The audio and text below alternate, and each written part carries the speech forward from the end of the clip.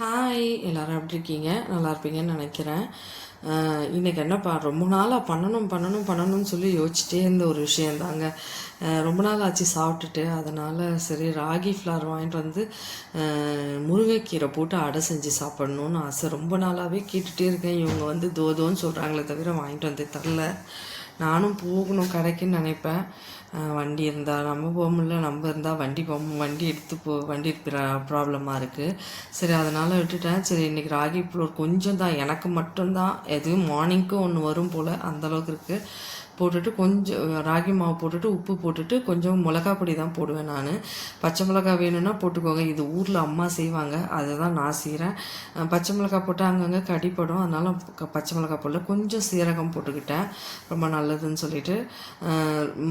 உப்பு, வீட்டில் அரைச்ச குழம்பு மிளகாய் பொடி போட்டுட்டேன், ராகி ஃப்ளோரு, கொஞ்சம் சீரகம் போட்டுட்டேன். அப்புறம் இது முருங்கைக்கீரை இருக்கு இல்லையா, அதை நல்லா அலசிட்டேன். இப்போல்லாம் அலசி தாங்க முருங்கைக்கீரை போடுறோம், அப்போல்லாம் அலச மாட்டாங்க, அப்படியே உருவி போடுவாங்க.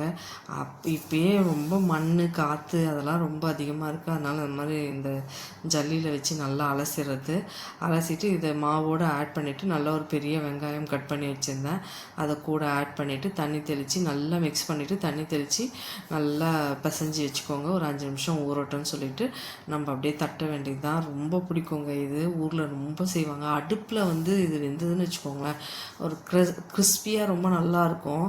தோசைக்கல்லில் நானும் ரொம்ப நேரம் வச்சு தான் சாப்பிட்டேன். மொத்தம் 3 வந்தது.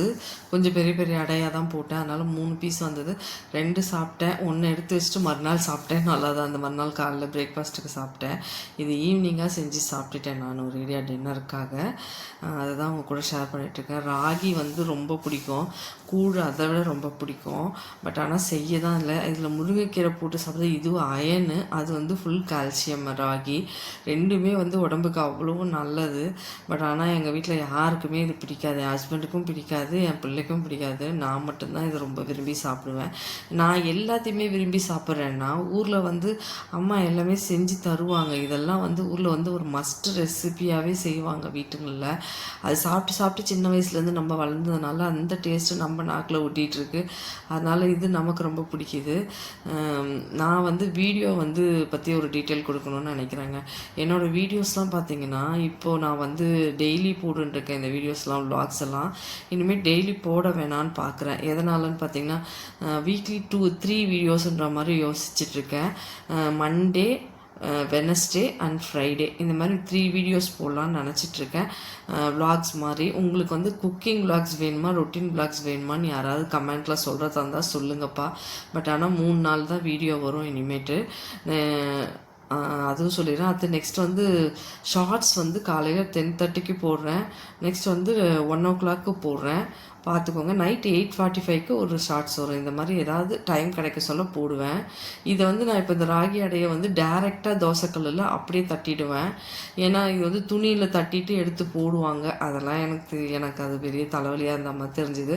ஆயிலில் லைட்டாக தடவிட்டு தோசைக்கல்லில் இந்த மாதிரி அழகாக தட்டி விட்டுட்டு மேலே நல்லா அந்த குழி ஒன்று பண்ணி விட்டுட்டு அதில் நிறைய எண்ணெயை போட்டு சுற்றிலும் கொஞ்சம் வேகட்டும்னு சொல்லி திருப்பி போட்டு ரொம்ப நேரம் வேக வைக்கணும். உடனே எல்லாம் எடுத்துட்டிங்கன்னா மாவாக இருக்கும். நம்ம வேக வைக்கிறதுல தான் முருங்கைக்கீரை வேகும். முருங்கைக்கீரையை தனியாக வேக வச்சுலாம் இதில் போடணும்னு அவசியம் கிடையாது. நிறைய பேர் முருங்கைக்கீரை வெங்காயம் எல்லாத்தையும் வதக்கி கொட்டிலாம் பண்ணுவாங்க, அதெல்லாம் தேவையில்லை. ஊரில் அம்மாலாம் இப்படி தான் பண்ணுவாங்க, டேரெக்டாக பச்சை முருங்கைக்கீரை வேகத்துக்கு ரொம்ப டைம் எடுக்காது, ரொம்ப டைமும் தேவையில்லை, டக்குன்னு வெந்துடும். அதனால் அந்த மாதிரி நம்ம வந்து வதக்கி தான் இதை பண்ணணும்னு அவசியம் இல்லை. இப்படி டேரெக்டாக இந்த மாதிரி கூட பண்ணலாம். பண்ணிங்கன்னா அதுவே வெந்துடும், ஒன்றும் பிரச்சனை இல்லை, பயப்படலாம் தேவையில்லை. வேகாதோன்னு சொல்லிட்டு முருங்கைக்கீரை அந்த ஆவிலேயே நல்லாவே வெந்துடும். கொஞ்சம் நேரம் திருப்பி போட்டு நல்லா கிறிஸ்பியாக எடுத்து இது கூட வெல்லம் வச்சு கூட சாப்பிட்லாம், ஒயிட் சட்னி வச்சு கூட சாப்பிட்டுக்கலாம், வெறுமனேவும் சாப்பிட்டுக்கலாம். நான் வெறுமனே தாங்க சாப்பிட்டேன், எனக்கு வெறுமனே சாப்பிட தான் பிடிக்கும்னு வச்சுக்கோங்களேன். நல்லா இருந்தது சாப்பிட்றதுக்கு, ரொம்ப நாள் ஆசை. சாப்பிட்டோன்னா மன திருப்தியாக அந்த மாதிரி ஒரு ஃபீலிங்கு. உங்களுக்கும் இந்த மாதிரி அடையெல்லாம் பிடிக்குமான்னு சொல்லுங்கள். இந்த ராகி போட்டு முருங்கைக்கீரை போட்டு அடையெல்லாம் பிடிக்குமான்னு சொல்லுங்கள். உண்மையிலேயே ரொம்ப நல்லா இருக்குங்க. ஆனால் கொஞ்சம் நேரம் எடுத்து வேகும். வெந்து சாப்பிட்டு நல்லா கிறிஸ்பியானோன்னு எடுத்து சாப்பிட்டோம்னா அவ்வளோ டேஸ்ட்டாக இருக்கும். பட் ஆனால் இது யாருக்குமே பிடிக்கல. அது அவங்க சாப்பிட்டு வளராதனால அவங்களுக்கு பிடிக்கல, நம்ம இதை சாப்பிட்டே வளர்ந்ததுனால நமக்கு பிடிக்குதுன்னு நானாக நினச்சிக்கிட்டேன். அப்படி தான் இவங்களுக்கு அது பிடிக்கலன்னு சொல்லிட்டு இந்த சைஸில் 3 அடை வந்தது. 2 சாப்பிட்டுட்டேன், 1 எடுத்து வச்சுட்டு மறுநாள் காலையில் பிரேக்ஃபாஸ்ட்டை முடிச்சிட்டேன் நான்.